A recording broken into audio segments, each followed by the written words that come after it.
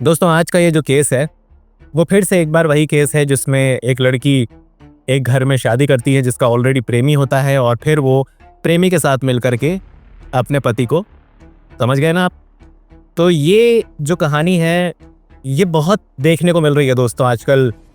चाहे सोनम का केस उठाकर आप देख लें, चाहे उससे पहले मेरठ वाला केस आप उठा के देख लें, नीले ड्रम वाला, और तमाम ऐसे बहुत सारे लाइन से केसेस थे। तो यही केस आज मैं आपके सामने कवर करने वाला हूँ जो है गुजरात के अहमदाबाद का।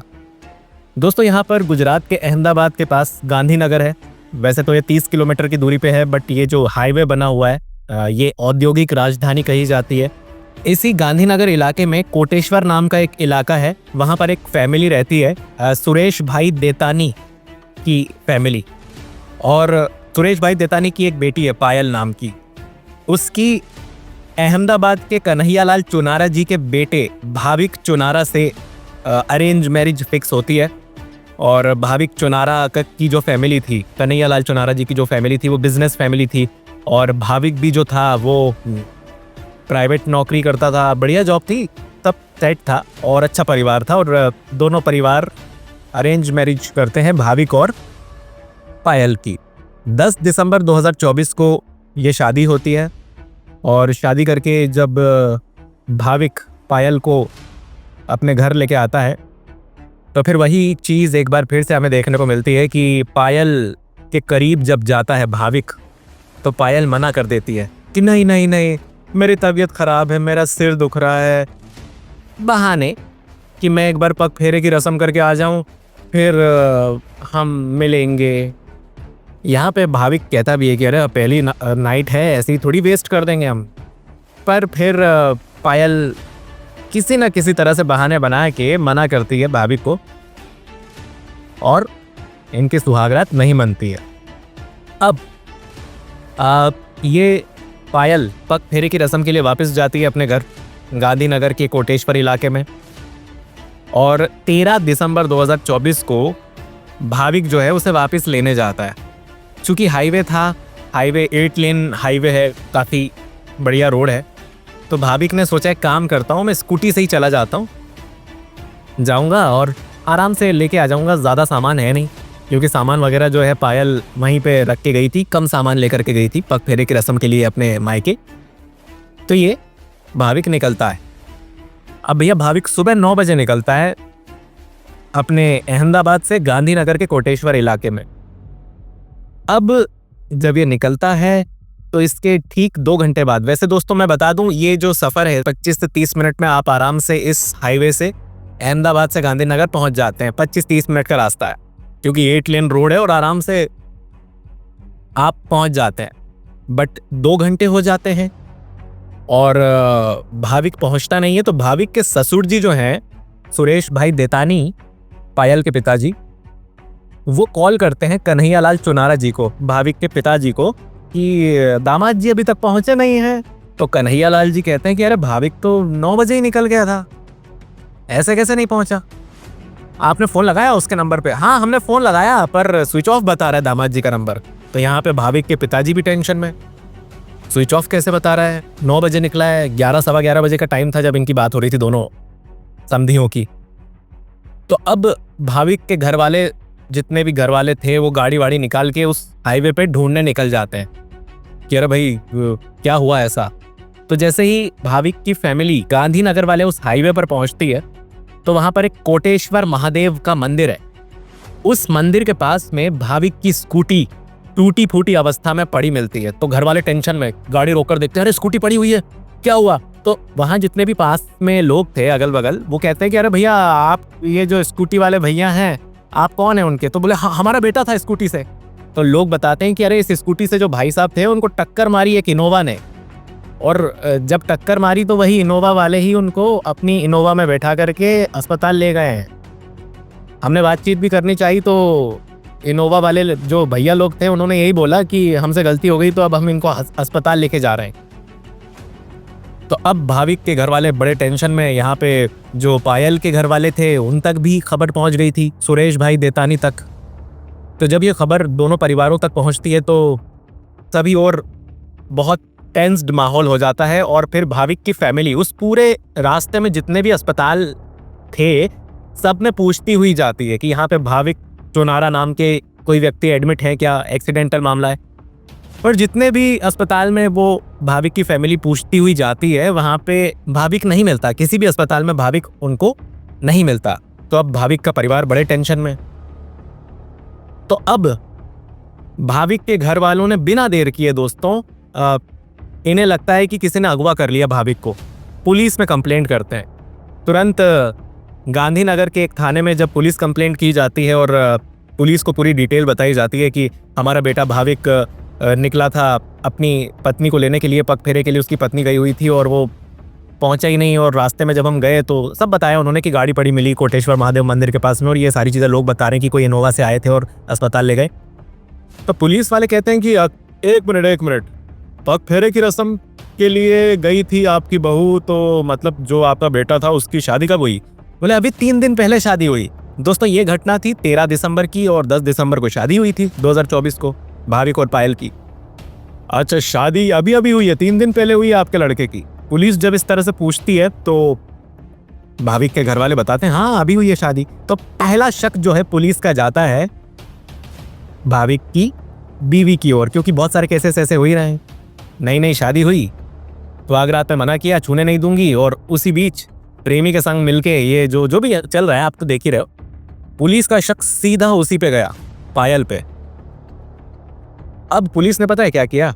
पुलिस ने तुरंत उसी वक्त भाविक की कॉल डिटेल्स निकाली, भाविक के नंबर की, और पायल की कॉल डिटेल्स निकाली। तो भाविक की कॉल डिटेल्स जब निकाली तो उसमें उसने पायल से बात की थी रास्ते में, और पायल की जब कॉल डिटेल्स निकाली पुलिस ने तो उसमें जब पायल ने भाविक से बात की थी तो भाविक से बात करने के तुरंत बाद एक नंबर पर उसने बात की थी, और उस नंबर पर जब चेक किया गया कि इस पर्टिकुलर नंबर पर कितनी बार पायल ने बात की है तो पता लगता है कि बहुत बार बात की है पायल ने इस नंबर पे, और लंबी चौड़ी बातें करी हैं, अनगिनत बार।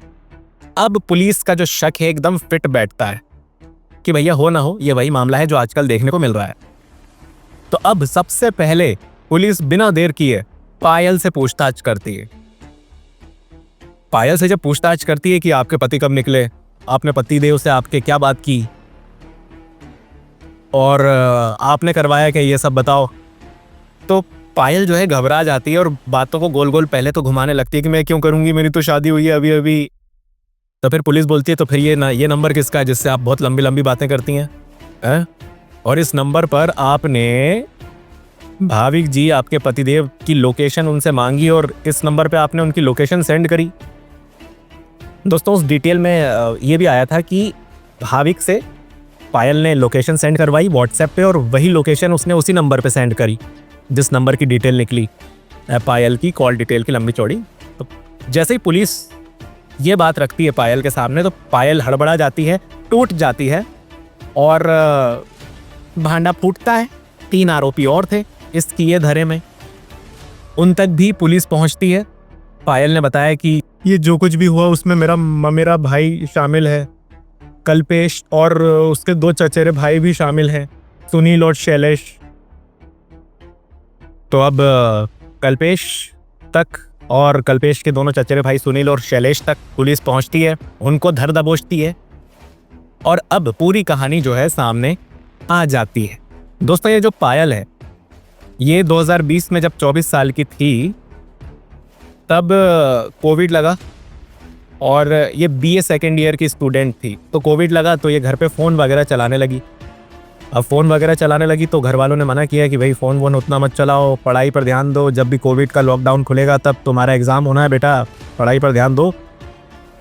तो पायल कहती है अरे हाँ पापा पढ़ाई वगैरह हो जाएगी, कोई टेंशन नहीं है, और ये अपने फ़ोन वगैरह में लगी रही। अब इसी बीच जब लॉकडाउन हटा 2021-22 के दरमियान और इसके एग्ज़ाम आए तो इसकी आदत बहुत ज़्यादा फ़ोन चलाने की हो चुकी थी पायल की, और एग्ज़ाम की कुछ भी तैयारी इसने नहीं की हुई थी।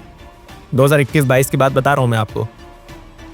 और जब इसे लगा कि मैं तो फेल हो जाऊँगी मेरे एग्ज़ाम्स में, तब जो इसका ममेरा भाई है वो सेम इसकी एज का ही है, 25-26 साल की ये हो चुकी थी 2022-23 तक, और कल्पेश भी जो है ममेरा भाई इसका वो भी उतनी ही एज का था। और एक दिन ये घर आता है, पूछता है कि टेंशन में लग रही है पायल, क्या बात है?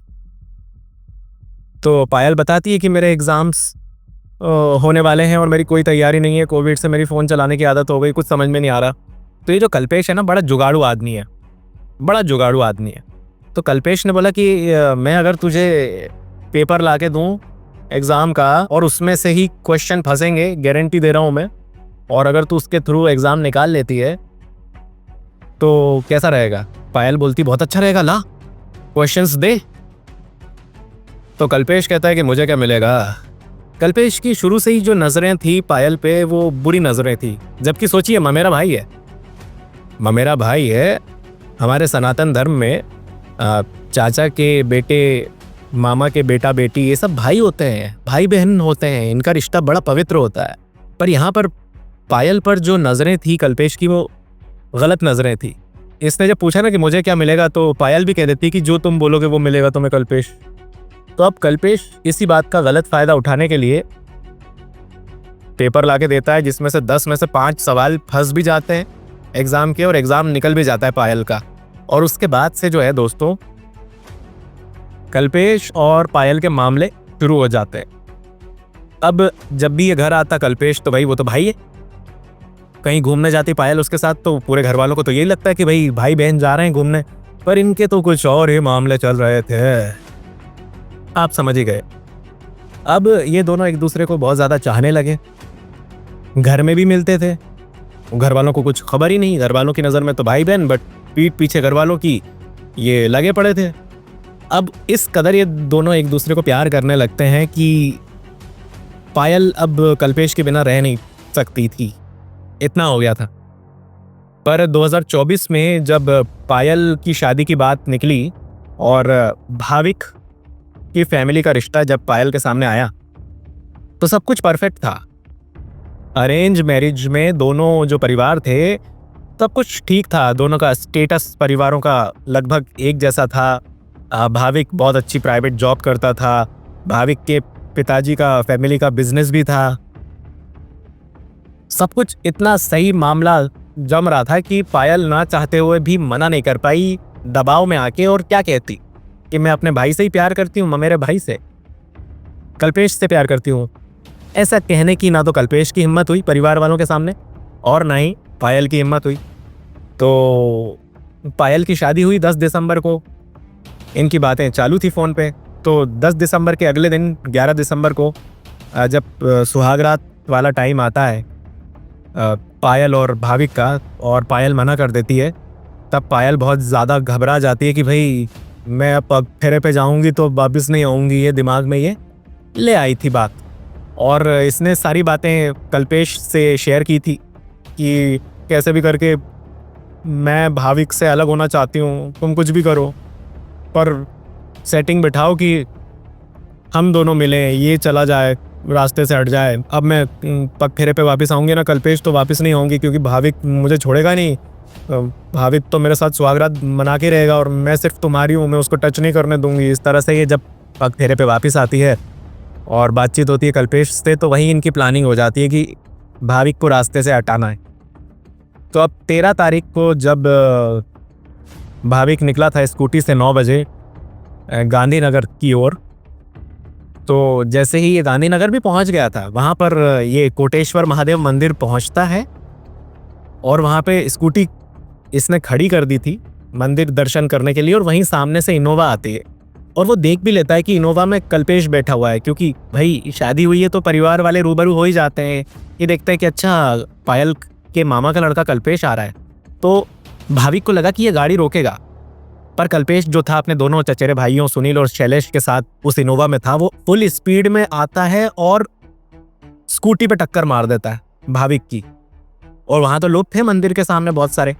अब उन्हीं लोगों के सामने ही ये भाविक को उठा के गाड़ी में बैठाता है। लोग पूछते हैं अरे भैया टक्कर कैसे मार दी, तो बोले अरे भैया ब्रेक फेल हो गया था, ब्रेक नहीं लगा इसलिए टक्कर मार दी, हमने गलती करी तभी तो हम इसको उठा के ले जा रहे हैं अस्पताल, वापस इनको अस्पताल ले जा रहे हैं हम, आप अपना अपना काम करो। लोगों को इसने ऐसे बोल दिया।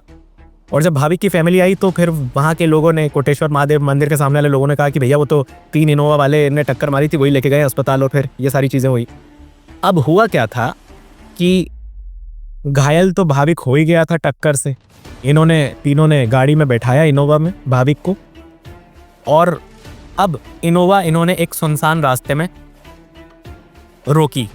ड्राइविंग सीट से कल्पेश उठ करके पीछे आया, और जो सुनील था उसने भाविक के हाथ पकड़े दोनों, और शैलेश, एक और जो चचेरा भाई था कल्पेश का, उसने और कल्पेश दोनों ने मिलकर मफलर लिया अपना।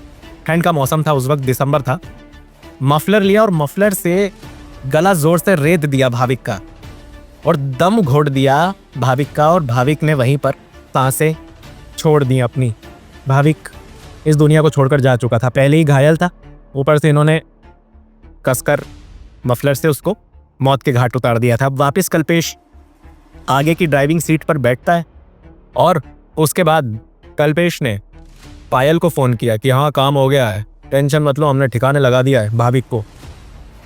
और अब ये तीनों लोग भाविक की बॉडी को गाड़ी में ही रख के चिरोड़ा चौराहा था, उस रोड से नर्मदा कैनाल में जाते हैं, और नर्मदा कैनाल में धक्का देकर के उसकी जो बॉडी थी भाविक की वो फेंक देते हैं।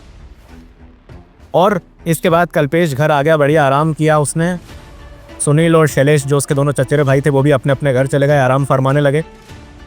पर पुलिस ने उसी दिन देखिए दोस्तों केस सॉल्व किया। गुजरात पुलिस की तारीफ़ करनी पड़ेगी, और ये पूरा मामला हम सभी के सामने आया।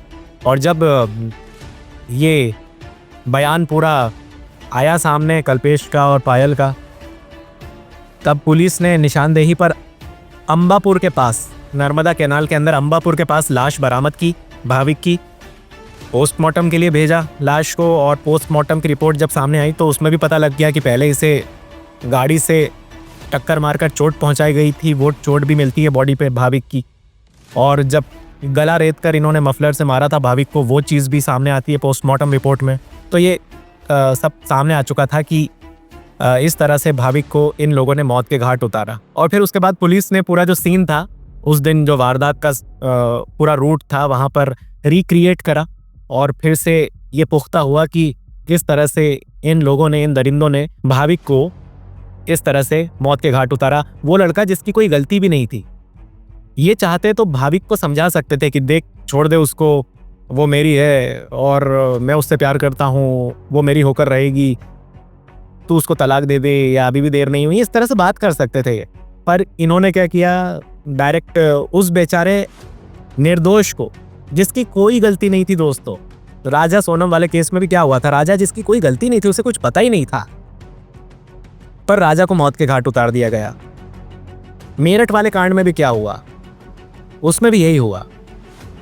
और यूपी का भी एक केस था कुछ महीनों पहले का, उसमें भी यही हुआ कि बेचारा निर्दोष पति जिसकी अभी अभी शादी हुई है, उसने काफ़ी सारे सपने संजो कर रखे हुए हैं, उससे मौत के घाट उतार दिया गया, जिसमें उसका कोई कसूर नहीं था, उसकी कोई गलती नहीं थी। क्योंकि जिस लड़की से वो शादी करेगा, खासकर लड़के, क्या पता उसने दबाव में आके शादी करी आपसे, या उसका कोई बॉयफ्रेंड ऑलरेडी हो और वो इसी तरह की प्लानिंग कर रहे हो। इसीलिए तो लड़के डर रहे हैं कि लड़की जिससे मैं शादी करूंगा वो मेरे घर आएगी तो क्या पता मुझे ही कहीं इस तरह से मौत के घाट ना उतरवा दे। दोस्तों, भाविक का जब अंतिम संस्कार किया जाता है तो साथ में उन सभी आरोपियों की बड़ी बड़ी फोटोज के बैनर भी एक रैली में भाविक के पूरे परिवार वाले निकालते हैं, इनका पूरा समाज निकालता है, और सख्त से सख्त सज़ा की मांग भाविक की फैमिली द्वारा की जाती है। और कुल मिला के एक बार और एक निर्दोष जिसका कोई दोष नहीं था वो बलि चढ़ जाता है फोकट की। तो दोस्तों, ये थी पूरी घटना गुजरात के अहमदाबाद की और गांधीनगर की। वीडियो में बताई गई जानकारी अगर पसंद आई है तो वीडियो को लाइक कीजिए, कमेंट करके अपनी प्रतिक्रियाएं ज़रूर दीजिए, और अगर आपने मेरे चैनल द केस को सब्सक्राइब नहीं किया है तो सब्सक्राइब कीजिए प्लीज़, क्योंकि आपके सपोर्ट की मुझे बहुत ज़रूरत है। मिलते हैं आपसे बहुत जल्द किसी अगली रियल क्राइम स्टोरी के साथ। धन्यवाद।